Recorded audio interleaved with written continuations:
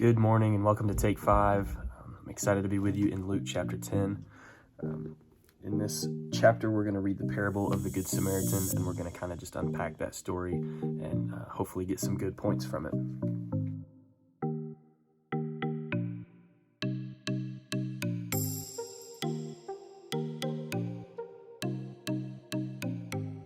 So starting in verse 25 of chapter 10. And behold, a lawyer stood up to put him to the test, talking to Jesus, saying, Teacher, what shall I do to inherit eternal life? And he said to him, What is written in the law? How do you read it? And he answered, You shall love the Lord your God with all your heart, with all your soul, with all your strength, and with all your mind, and your neighbor as yourself. And he said to him, You have answered correctly. Do this and you will live. But he, desiring to justify himself, said to Jesus, And who is my neighbor?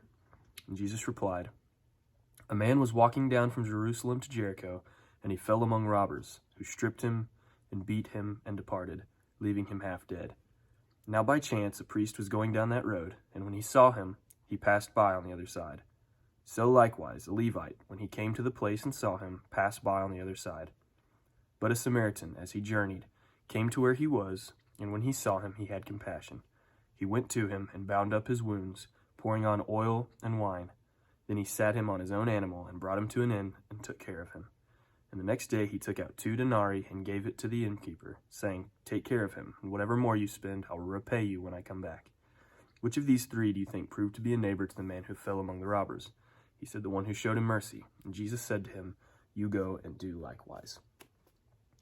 So you get kind of the obvious points out of this parable, but just some things that as I was reading this, that I had never really thought about or put in perspective before was, it says he's a Samaritan. It doesn't say where he's going. It doesn't say, it doesn't say whether he had even enough to be doing this in the first place.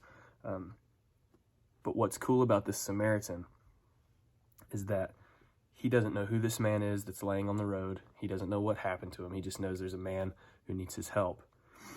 And what he does is he takes him, sacrifices his time, puts him on his animal, sacrifices, physically, takes him to an inn, and he takes care of him. And then he gives his money as well. He tells the innkeeper, here's what I have.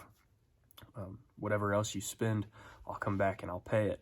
So not only is this Samaritan willing to sacrifice his time, I'm sure he had to walk. So he's sacrificing physically, and he's also sacrificing monetarily.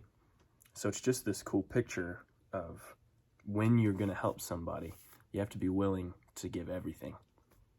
And that's who Jesus commands us to be. He says,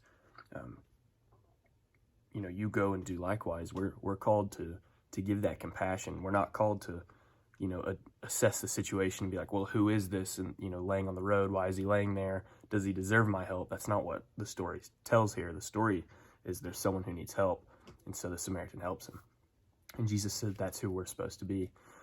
We're supposed to give of our time, give of our money, and even if you can't, just being willing to show compassion, even on a surface level, is so much, to a person who needs it. And that's just one way that we can be like Jesus in our daily life and stuff. And with all this going on in America right now, what a crucial piece to be reading.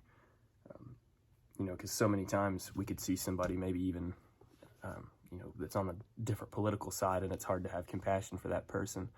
But this Samaritan didn't know who that guy was. He just knew he needed help. And I just really love that picture this morning.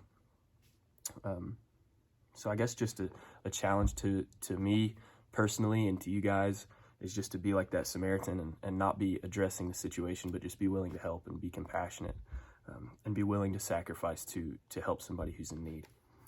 So that's all I have for you guys this morning. I hope that you got a little bit out of it like I did. I really enjoyed reading it this morning.